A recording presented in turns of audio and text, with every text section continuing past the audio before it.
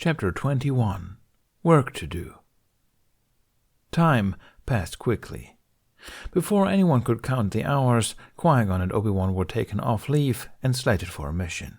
Apparently, it was supposed to be a nice, quiet outing, a straightforward diplomatic emissary to— "No, don't tell me," Ben interrupted Obi-Wan mid-sentence. "I don't remember and I don't want to.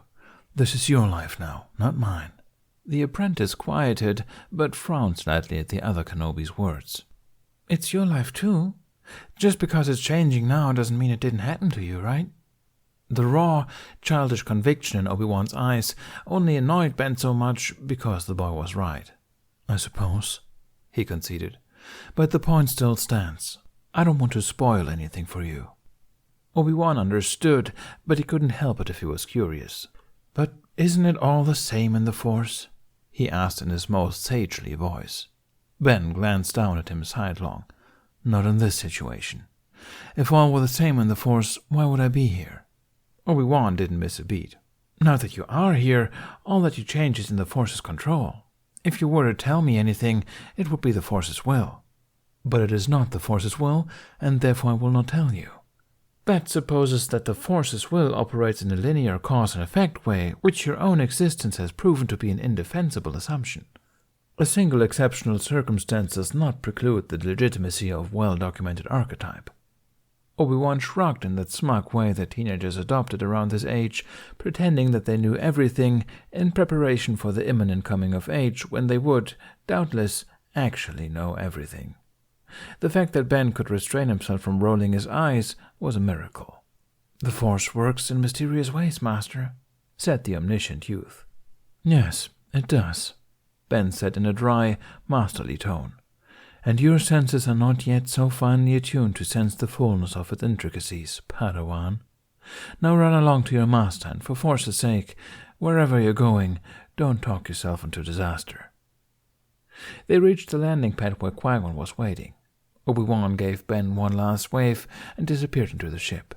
Ben stopped by his master and sighed. "Your apprentice is insufferable." Qui-Gon looked at him with surprise. "Is that an accusation or a confession?" Ben gave him a long-suffering look, wrinkles under his eyes more prominent than usual. Qui-Gon laughed. "What will you do while we're away?" he asked. "Oh, I'll manage. There's Wakara to interrogate me, and Mace to glare at me, and even young Aola to educate me on galactic fauna. Plenty to keep me occupied." He smiled. "And what of you? It's been a while." 6 months was a long time to be off the field, especially after Tau. The weight of the unsaid did not affect Qui-Gon's confidence. "The Force will provide a solution," he said, almost as if to convince himself. "I do not feel fit for it, but the Force is a powerful ally." Ben glanced around the bay to see that no one else was near. "Emotion yet peace?" he submitted experimentally. Qui-Gon's face relaxed somewhat. He looked uncertain, but nodded. "Yes, something like that." Ben smiled and extended a hand. "May the Force be with you, Master," he smiled. "And also with you, Ben." Qui-Gon surprised him by reaching his free arm around for a brief hug. "I expect you in the dojo upon our return," Jin said, competitiveness shining through in his voice. "And this time, I will win." "If the Force wills it," said Ben in mock humility. Qui-Gon shook his head. "You are insufferable." They parted with fond laughter. Ben did not realize how much of his life had centered around the Jin Kenobi team until they were gone. Isolation was a familiar, looming presence, and he struggled to keep it at arm's reach. He studied, of course. He was not necessarily surprised, but alarmed, to find new entries with the names of both Chief Palpatine and Mace Windu in the newest archived council minutes, and spent about a week reviewing the proceedings of the Intergalactic Trade Summit. Nothing too alarming caught his eye, but everything with Palpatine's name on it was suspect. When he found himself growing too frustrated with his line of inquiry, he sought out documentation of Senator Organa's career, which was proceeding well in the wake of his victory on Herdessa. He had been recently appointed to a seat on the Sentient Rights Coalition, the youngest member in over 20 years. "Sounds about right." Ben had chuckled upon reading the news. Had he been allowed communications outside of the temple, he would have sent a note of congratulations. When he wasn't reading and watching Holo News broadcasts, Ben spent a great deal of time with Femur and Aola. No, the Nuss monster is from Utapau, Aola pointed. How one small Twi'lek brain could hold so much information on intergalactic taxonomy was a mystery. Perhaps that was why her Lekka were growing so much faster than the rest of her, Ben thought. Her brain capacity had to keep up with her unbound energy. Of course, how could I forget? Ben said in dry apology, moving the holographic drawing from Taraba to its sectorial neighbor. On his lap, Aola leaned forward to pull up another sector so they could begin a new memory game. You should draw the monster for this one, she told him, handing him the black holostylus. Oh, he demurred. No, I don't think that is wise. I've never been artistically gifted, I'm afraid. I've been told before that I would only ever succeed as an abstractionist. Aola giggled. That's the same as what Obi-Wan said. She took the stylus and bit her tongue in concentration to draw a fanged, spiked, hissing creature, which, of course, she drew smiling. You sound like him sometimes. I suppose I must, Ben said after a moment. We are family, after all. Yeah, but not just alike. His voice is all weird, not like yours, the artist said, leaning back to inspect her work. How do you mean? Sometimes he sounds like this, Aola explained, affecting a tone-deaf yodel reminiscent of Obi-Wan's cracking puberty voice. Ben guffawed. Yes, he said through the laughter. Yes, I suppose he does. Fimo watched the two of them quietly from the doorway, smiling at their antics. His eyes lingered on Ben in particular, face shaded with an indecipherable curiosity. He turned away and left the two to their studies.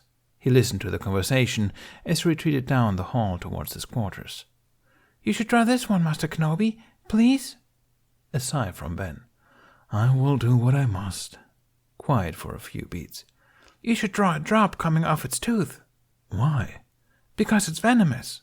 Oh, of course it is. As ever, Ben managed to cross paths with Yoda often. Once in a while, Mace was there as well. Adjusting well, you are, the Grandmaster said one day while Ben was reading in the gardens. Well enough, he replied. He glanced at Mace. Is there something I can do for you? Merely walking, we are. A treat it is to find you. The small master looked up at his former apprentice, who looked none too thrilled for seeing Ben. Yoda smiled and stepped forward. Reading, are you? Yes. Ben glanced down at his books and shrugged, wondering if he should hide them. Some old council reports? About? Mace asked, taking a seat on the grass across from Ben. Yoda took his time arranging a comfortable seat. Dealings in the Senate? Ben replied, intentionally vague. You're studying? Yes. For what purpose? To learn my terrain. Mace squinted at the obfuscation, but said nothing more. Beside the two, Yoda sighed contentedly, ignoring the tension between his former apprentice and his adopted apprentice. Your plants? How grow they, Master Kenobi? Well, Master, Ben replied, puzzled by the change in topic. The wuxia in particular. Yoda smiled. Good that is. And your terrain? He pointed to the holobook in Ben's lap. Clear it is. Clearer than yesterday, Master. Yoda nodded. Good this is also. Tell us you are doing well, Master Che does. That is all she tells us, Mace interrupted, staring down Ben with a calm but steely air. Patience it must take to study such vast expanses. Yoda continued, hands referring to Ben's book, while his voice rapped the knuckles of his old Padawan. I do wonder sometimes if I shouldn't take notes faster, Ben confessed in an apologetic tone, catching Mace's eye. The Koran master clenched his jaw. Rush too quickly towards a cliff, and fall you will, the Green Master said. And if you cannot see where the cliff face ends? Mace demanded. Illuminate the path, a single lamp will. Follow it with a trusting step, you must. But is a single lamp really enough, Master? Ben asked. The doubt in his voice gave Mace Windu pause. Yoda considered the problem, while both of his apprentices waited on his word. When ready for soil and sun a plant is, crack its pot, the roots will. But shrivel young leaves too much light will. He let this wisdom sink in before asking again, Your plants? How grow they, Master Kenobi? Ben saw through the metaphor and took a long moment to consider. I often cannot see them growing, he confessed, but attend to them as best I can. Good, but mindful you must be. Hardier new leaves are. Soon ready for sunlight they will be, where they can grow and bear fruit. That kind of exposure was, of course, the goal, but it was also terrifying. Yes, master, Ben said in an admonished tone.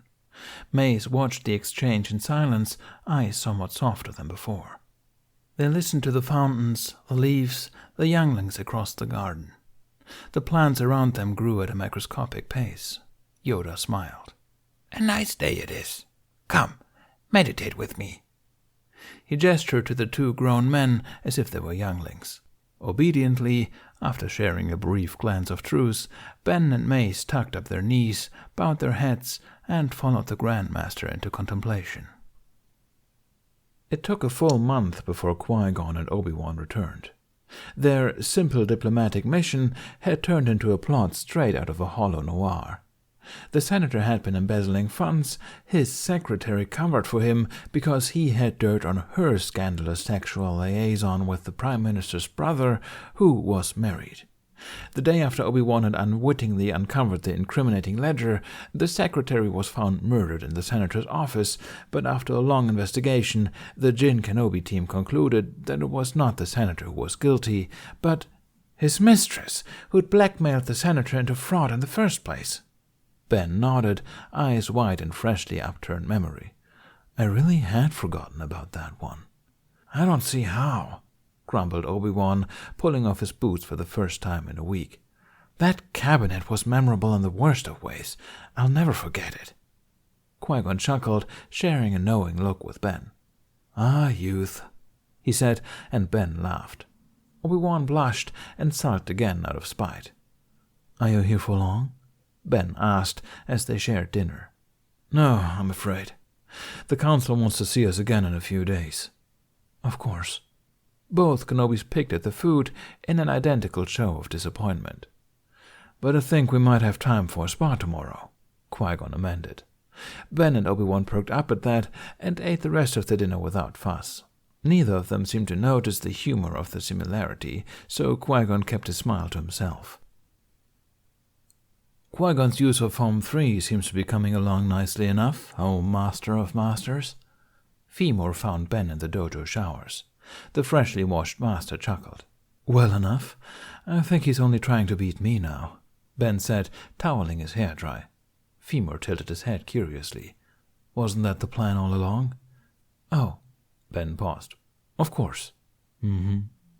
They walked together from the showers to watch Obi-Wan and Qui-Gon finish their duel. You know, your use of Ataru is very reminiscent of Master Jin's, Femur observed.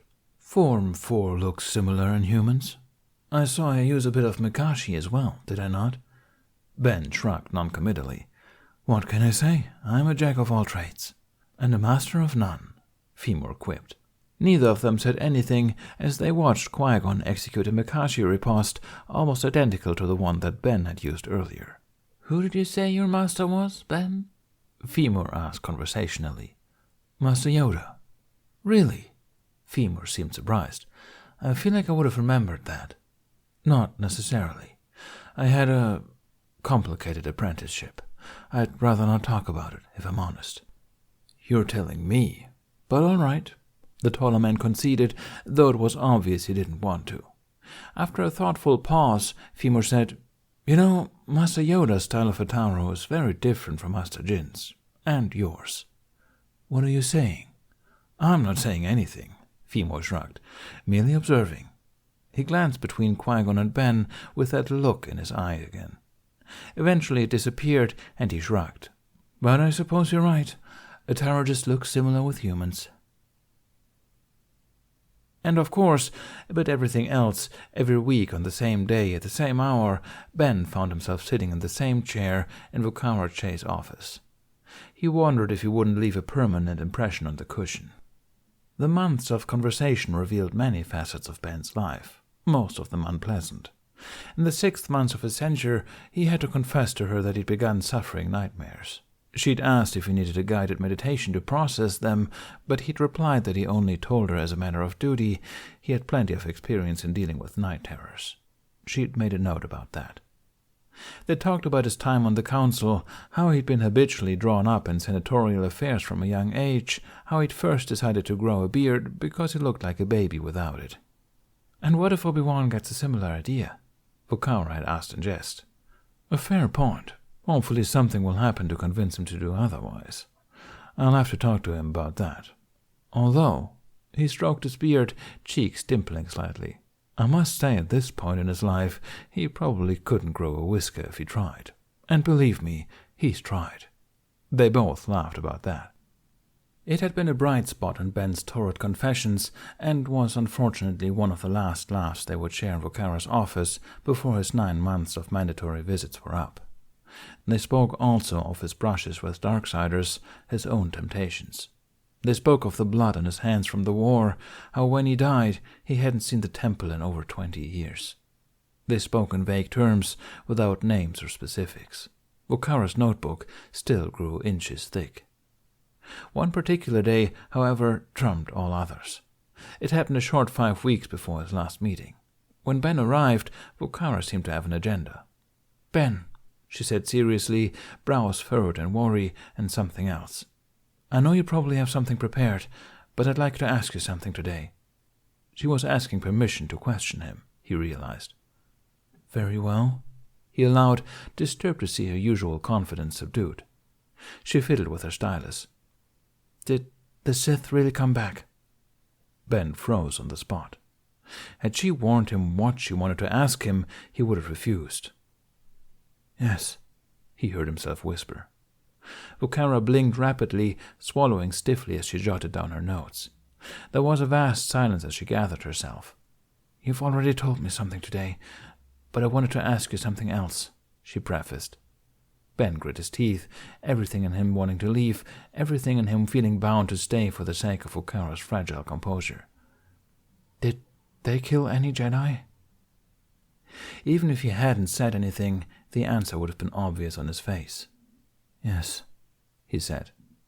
She took her notes with a shaky hand and fiddled again with her stylus.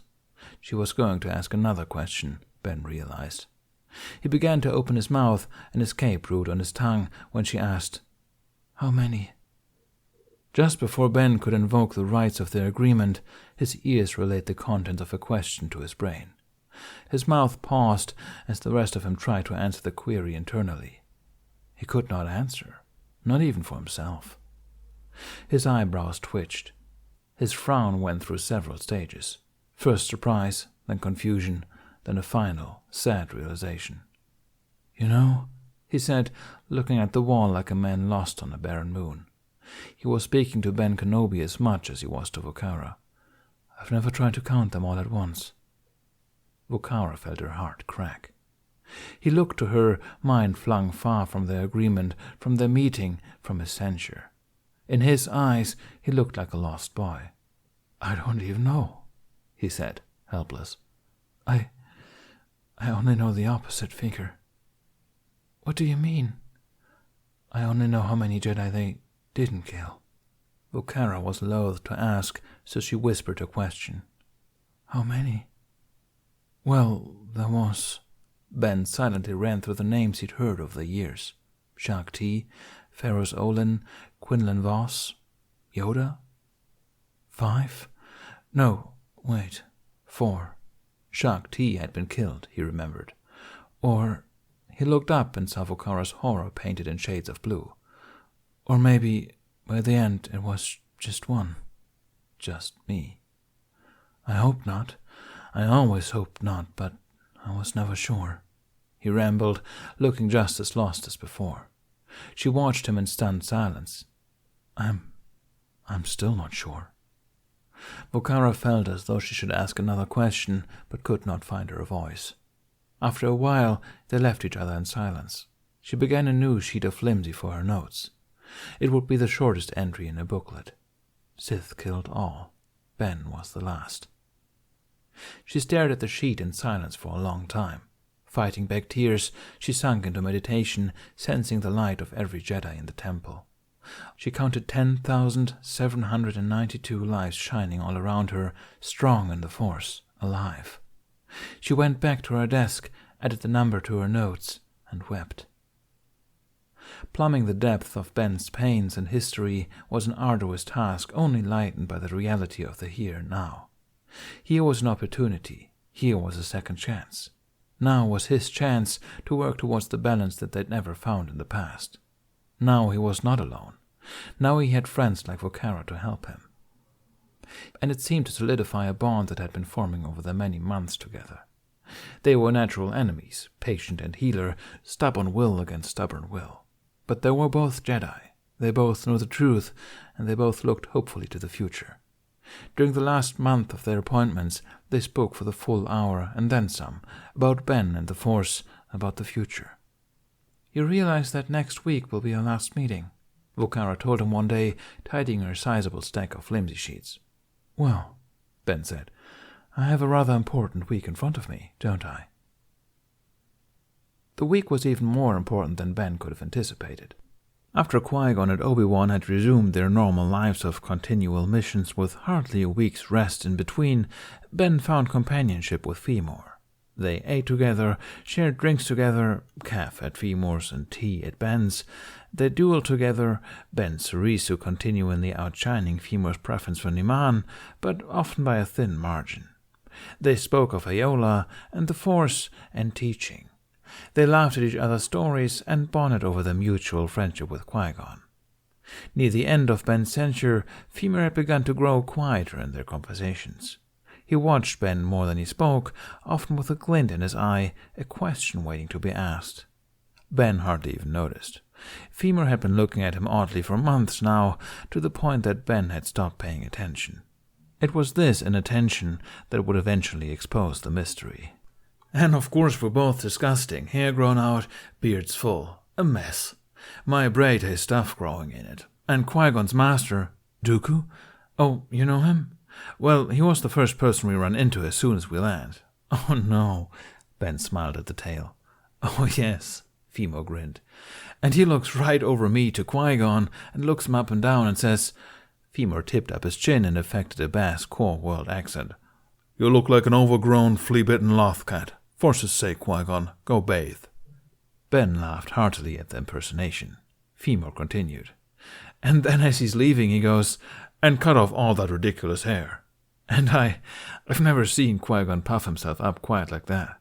He showered, but he didn't shave, and he's kept the same hair ever since. I swear it's only because his master said anything." Ben's face was split for laughter. "Oh, that sounds exactly like him. I had no idea." "Really?"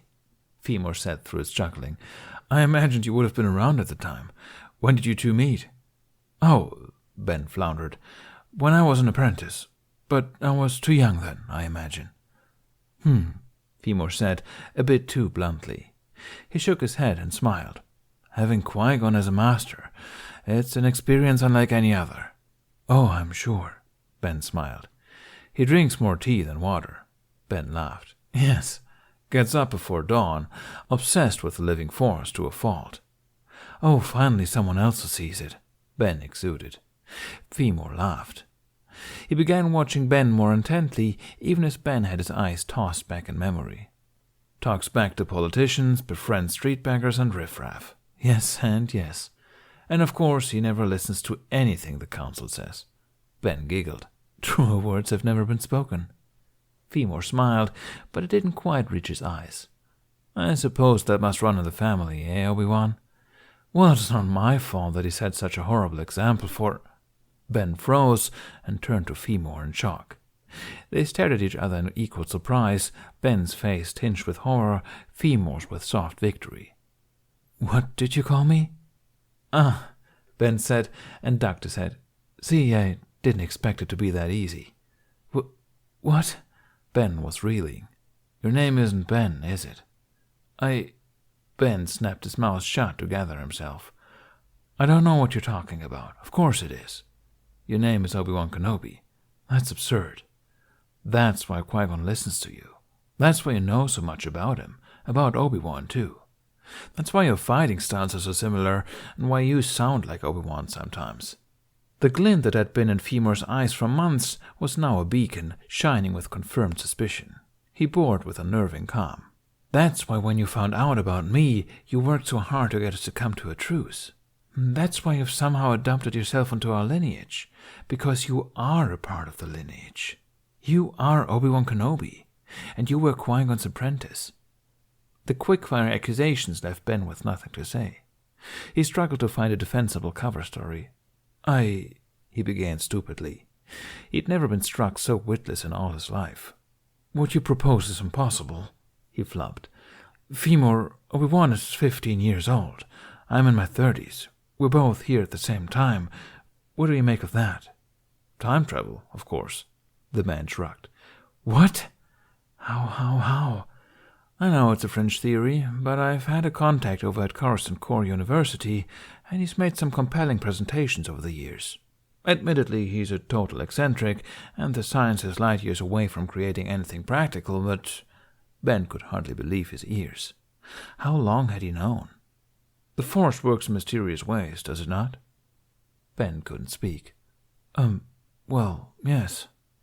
Femur gave a small smile, watching Ben's expression with a sense of concern. You all right? I'm surprised is all. Ben laughed at the absurdity of it all. Of all things, I didn't expect anyone to figure it out. So you admit it then? He looked up at Femur, completely vulnerable. Yes. Femur grinned, a new light in his eyes and a smile to match. Well then, he reached out a hand. Nice to meet you, little brother. Ben was too overwhelmed to make a suitably solid memory of the moment. They shook hands. When Obi-Wan was unable to come down from the shock of confrontation, Femur put a reassuring hand on his back. I'm sorry to startle you. It's not just something you can ask a person. I had to trick you into admitting it. A long pause while Obi-Wan collected himself. He cleared his throat and asked as calmly as he could, Did Qui-Gon teach you that? Femur snorted. He did, actually. They laughed, Obi-Wan's voice a bit hysterical. His hands were visibly shaking as he ran them over his face. Who all knows? Femur asked, exuding an apologetic calm. Qui-Gon? Obi-Wan? He glanced at Femur. You, apparently? The Council? Vukarache? That's it. So far. Femur nodded. So, why are you here? Obi-Wan let out a laugh. That is an exceptionally complicated question. I thought it might be, Femur said, standing. I went out and brought some of your wretched leaf water so you'd have something to drink while you told me about it. Come on, I'll make us some dinner. The rest of the week was a blur. He met with Vukara and told her one last thing about himself. He'd chosen the name Ben when he'd gone into hiding. I suppose it's fitting, she'd said. Not so much has changed. He'd smiled. He never told her that Femur had figured it all out. He received a notification that he was expected to appear before the Council at 0800 hours in 2 days' time to review his censured status. The day before his hearing, he woke up to find his wuxia plant spilled over the tea table, soil everywhere, fat roots pushing out from shattered bits of pottery. He sighed, gathered it up in a sheet, and carried it to the gardens. It looked so small and awkward in its new place among the other plants, Ben thought, as he packed soil about its base. Would it last? Would it get enough water? Would the sun burn it up? Tend to our plants well, we do, Yoda said from over his shoulder. Ben turned to look at the Grand Master. How was he always here? As if sensing the thought, Yoda chuckled. Better to grow here in the sun and the breeze than wither away indoors. I still don't know if it will survive, Ben admitted. It is with the Force, is it not? The small Jedi began walking away, Gimmerstick brushing the grass. Care for its own, the Force does, young Kenobi. Trust it, you must. Ben gave his floral charge one last look of commission. Yes, master, he said, and made himself leave the wuxia out in the open garden. The next morning, Ben rose with the sun, bathed, dressed immaculately, and even trimmed his beard. He strode to the council room with assurance in every step, mind running through every speech he had prepared to defend himself. When he was led into the chambers, he was surprised to find someone already standing before the council, Vocara Che. She shared a somewhat apologetic look with him and stepped aside so he could stand in the center of the circle. "Master Ben Kenobi," May's window opened proceedings. "You have been under formal censure by the High Council for these past 9 standard months. Is that correct?" "Yes, Master." "And for those 9 months, have you not left the temple, served in any instructional capacity, or spent any funds not rendered to you for basic living necessities?" "I have not." "And for every week in this censure, save for 2, you met with Master Healer Vocara Che. Is that correct?" "Yes." "Master Vocara," Yoda took over the discussion. "Spoken with Master Kenobi as many times? You have." "Yes, Masters." "And analyzed his mental, emotional, spiritual health? You have." "Yes, Masters." "About his unusual past? You have learned. Determined how it may affect his present?" Vocara glanced at Ben. "Yes, Masters." "And what can you tell us?" Mace asked. Ben frowned. This was not part of the arrangement. He wondered suddenly if the arrangement of confidentiality had been sanctioned by the council. "I can tell you," Vocara began, head held high in a professional assurance, "that I believe he is fit for duty." A few grumbles about that. Ben wished he could have thanked her for her discretion. "And what about his outbursts? His violation of the code? His recklessness?" asked Plo Koon. Vocara took a moment to gather her thoughts. At length she said, "Having heard a great deal about Ben's past and all that he has been through, Masters," she glanced sheepishly at Ben, "we have to thank the Force that he is not much, much worse." Not even Mace said anything to that. A silent rout of inquiry ran through the room. Mace looked to Deppa, who looked at Adi, who tilted her head towards Shark, whose Lekku pointed at Plo Koon, who shifted his weight towards Ki-Adi, who looked to Yoda. Yoda nodded, and Mace drew a breath. "Master Kenobi, you are hereby reinstated to active status within the Order. You may leave the temple and receive a senior allowance. You may also request a mission or a placement as an instructor, though be aware that such placements will be subject to the Council's approval." "I would like to make a request now, if it's convenient." Convenient was not the same as conventional. The Master of the Order was not fond of being moved from convention. Mace looked up at Ben with deep chagrin. "Yes.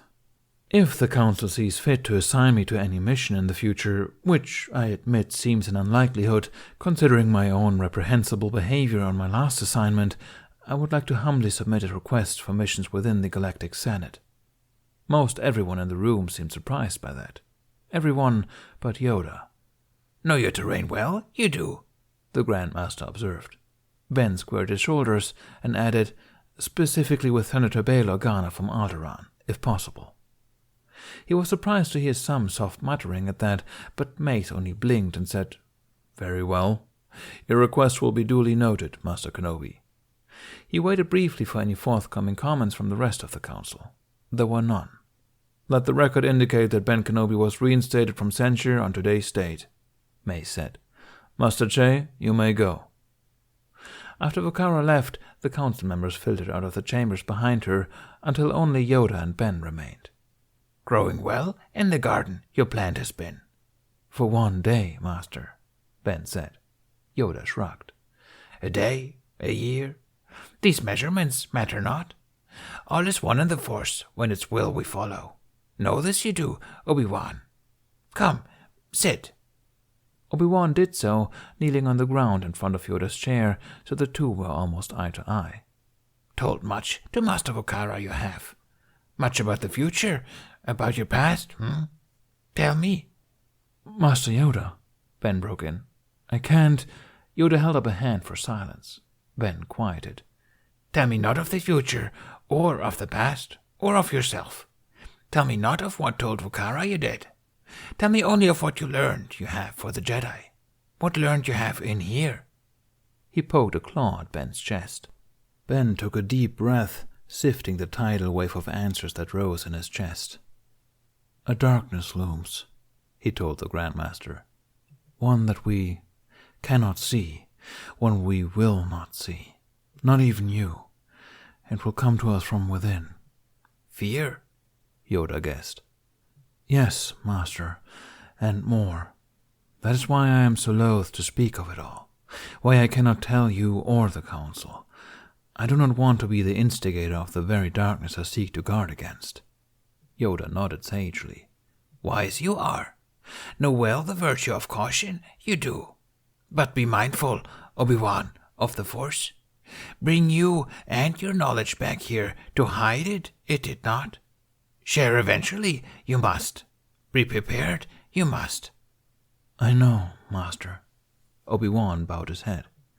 And with the help of the Force, and of my Jedi family, I will be ready. A grin creased Yoda's face. He reached out a claw to pat his great-grand-Padawan's head. A wise man you have become. Now, get up you will. Come, Senator Organa, I must. Ben's sagely airs disappeared in a puff of surprise. Bail? Right now? Yoda grunted as he let himself down from his chair. Tried to contact you many times, the Senator has. Requested your help, specifically he has. Annoyed that you are not allowed communications, well under censure he is. Keeps trying anyway. Promising young man, stubborn. He glanced up at Ben with a parental kind of exasperation. Familiar it is. Annoying. Ready for him to stop pestering me, I am. Will I go back into the field then? Ben asked, eyebrows high. Will the Council let me work with Senator Organa right away? Yoda chuckled mischievously. So ready you are to join the world of politics, he hummed, eyes light. So eager, Good this is, Obi-Wan. Yoda fixed Ben with a deep stare, a stare that had seen hundreds of generations of Jedi come and go. He smiled. Much work to do, you have. He figured it out? Obi-Wan hissed over the comm, voice crackling terribly in his surprise. How in the nine hells does someone just figure that out? Obi-Wan, Qui-Gon scolded. Sorry. Ben was smiling wildly in his darkened apartment. I'm still trying to figure that out myself. Femor is an observant fellow, more so than I'd expected. He is, said Qui-Gon's baritone voice in pride. I am glad he knows. As am I. By the way, Obi-Wan, Aola wanted me to say hello. She has a slew of drawings she wants to show you when you get back. Obi-Wan chuckled in that insecure sort of way that older siblings sometimes do. They love the younger generation, even if they cannot admit it on principle. All right, he said awkwardly. Wait, does she know too? Ben laughed. No, Femor thought it best to keep that our secret. For now, anyway. It's probably for the best, Qui-Gon said. You mentioned that the Council might send you on a mission straight away. It sounded that way, at least the way Master Yoda told it. I'm to be working with Bail Organa, a young senator from Alderaan. Oh yeah, you mentioned him, Obi-Wan remembered. He is a good man, and apparently he's been pestering Master Yoda on my behalf for about 4 months. Master and Padawan laughed. I'd like to meet this senator, Qui-Gon said. I'll have to introduce you one day. A pause. They were nearing the end of the conversation, they all felt it. I do not know when I will next see either of you.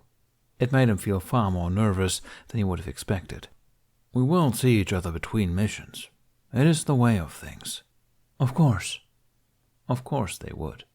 The prospect of living the life of an active Jedi and having the assurance of seeing Qui-Gon alive, healthy, present, was a gift he'd never imagined. Well, until then, Master, Obi-Wan, may the Force be with you, Padawan. Ben smiled at how natural it sounded, even with Obi-Wan there. And also with you, both of you, until we see each other again. They clicked off their comms, and Ben turned away, picking up the files that Bail had sent him hours ago. The lists were long and wordy, packed with talk of Senate meetings, committees, bills, and coalitions. Some of them he recognized, others he did not. They were all, in their own ways, extremely important. He waited only on approval from the Council. Eventually, he decided to go to bed. He'd need his rest. Tomorrow, the real work began.